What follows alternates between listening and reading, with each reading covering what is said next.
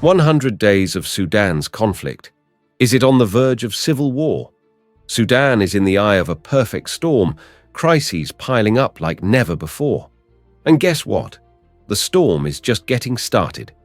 Picture this: Sudan hanging on by a thread, facing an unprecedented series of crises. But hold your breath, because the worst is yet to unfold. In the heart of this chaos, 100 days of war have wreaked havoc on civilians and shattered the very fabric of the nation. It's a brutal showdown between the army and a mighty paramilitary group. And guess what? No signs of a breather. Now, rewind a bit. Sudan wasn't exactly throwing a party before this war.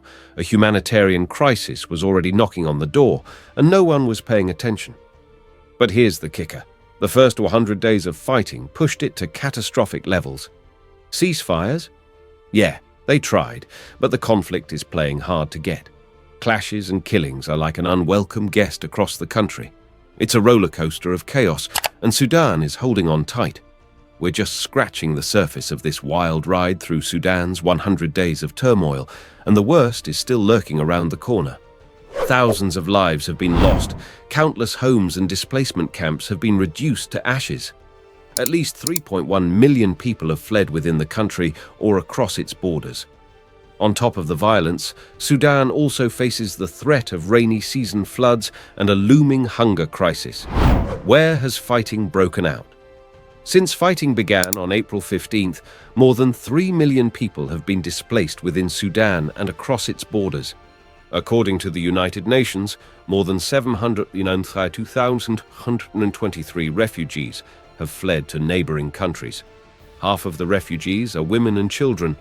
A power struggle between Army Chief Abdel Fattah al-Burhan and his former deputy, Rapid Support Forces, RSF, Commander Mohamed Hamdan Hemedi Dagalo, burst into an all-out conflict, killing thousands of people, forcing millions from their homes, and exacerbating an acute humanitarian crisis.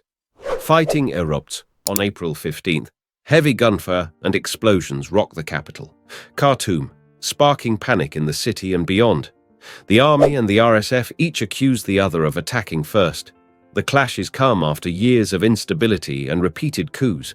Fighting also erupts in the western region of Darfur, which is still reeling from a brutal war that started in 2003 under longtime ruler Omar al-Bashir. Evacuations begin. Several countries rush to evacuate their nationals by air or land. Thousands flee in the exodus, while many embassies are ransacked.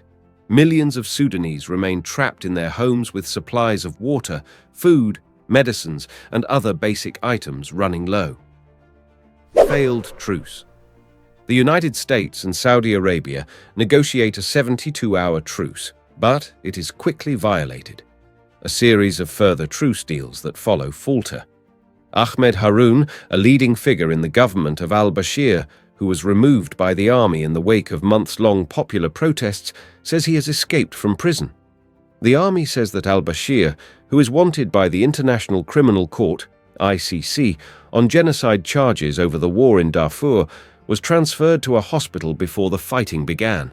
Ceasefire violated the Sudanese army, and the RSF agreed to extend the faltering ceasefire for an additional 72 hours amid continuing violence in Khartoum and the western Darfur region. But fighting continues as warplanes patrol over the capital's northern suburbs, and fighters on the ground exchange artillery and heavy machine gun fire, according to witnesses. In June, the Joe Biden administration took measures to promote accountability for those involved in the conflict. In the first 100 days of intense conflict in Sudan, it's been a roller coaster of challenges. The United States laying down the law with visa restrictions on key figures, hitting mining companies with sanctions, and cranking up the business advisory for Sudan. Khartoum is a hotspot with persistent fighting, and violence is spilling across the country, even reaching Darfur. Hold on. There's more drama. The governor of West Darfur, Khamis Abakar, got caught up in the chaos. Accusing the RSF of genocidal attacks, he was pushing for international help when he met an untimely end, likely at the hands of RSF militants. Darfur's not catching a break either.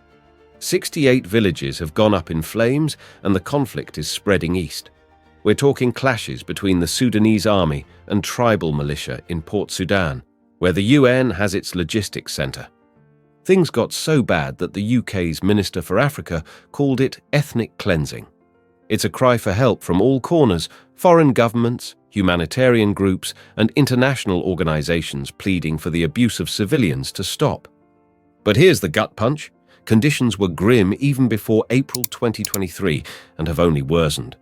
Hospitals and vital infrastructure, all in ruins. 600 lives lost in a month. Over 4 million people displaced, and the UN saying Sudan is spiralling out of control. And the plot thickens. Sudan shares borders with some powder keg countries. Imagine the chaos if this spills over. In October, talks between the SAF, RSF, and the US-Saudi coalition resumed, but no ceasefire. Brace yourself. This is just the first act of a turbulent tale. In the ominous month of October, negotiations tentatively recommenced between the Sudanese Armed Forces, SAF, the Rapid Support Forces, RSF, and the formidable US-Saudi coalition. Despite the diplomatic efforts, the foreboding news echoed: no ceasefire was brokered. The stage is set, and the tension hangs thick in the air as this unfolding drama portends a turbulent tale. Brace yourself, for what we are witnessing is merely the first act in a saga that promises to be fraught with geopolitical intricacies, regional power struggles, and the ever-present spectre of conflict. The shadows cast by these negotiations loom large, hinting at a narrative that holds the potential to reshape the dynamics of a volatile region. As we navigate through the twists and turns of this geopolitical plotline, one thing remains certain. The story is far from its conclusion, and the repercussions of this first act will undoubtedly reverberate across the geopolitical stage for some time to come. The past 100 days in Sudan have unfolded as a turbulent and transformative chapter in the nation's history. In this brief yet significant period, the Sudanese people have navigated a complex landscape marked by political upheaval, social unrest, and a relentless pursuit of change. The genesis of this turbulence lies in the widespread discontent that fueled mass protests against economic hardships, political corruption, and the military's grip on power. The trajectory of these 100 days took a dramatic turn when, in response to public outcry, the military deposed the long-standing leader Omar al-Bashir.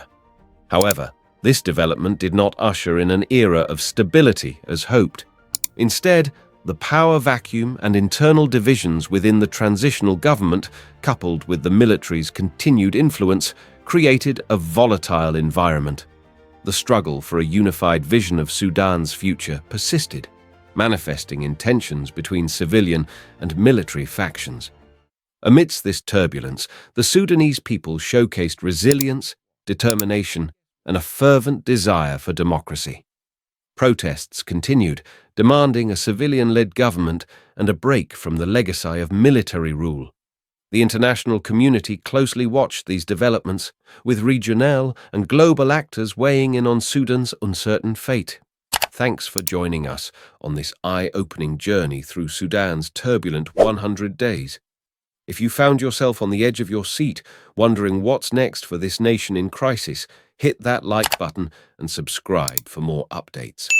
The story is far from over, and your support keeps us bringing you the latest twists and turns. Don't forget to share your thoughts in the comments below. Until next time, stay informed, stay engaged, and let's hope for a brighter future for Sudan.